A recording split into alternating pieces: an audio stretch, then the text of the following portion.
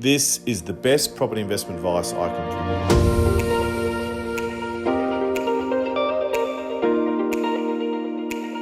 you. I definitely would recommend people to come for a free one-day event. Really enjoyed the course, it was very informative and I learned heaps. The difference between the unsuccessful and successful is education. I'm going to tell everyone I know because I think everyone should know this. Great opportunity to learn more about something that you're not taught through school. What's it going to take for you to be successful?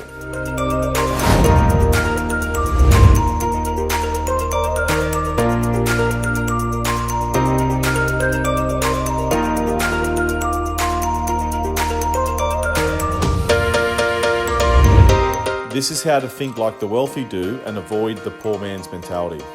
Did the property investment training session today and I thoroughly enjoyed it. My favourite lessons were pretty much starting off, so getting over the barriers of things restricting me diving into the world of property. There are 3 things I can guarantee. Interest rates will go up, interest rates will go down again, and you won't make any money from property investing unless you buy a property. What's stopping you from taking action? We are all given about the same amount of time. It's knowledge and how we use that time that sets us apart.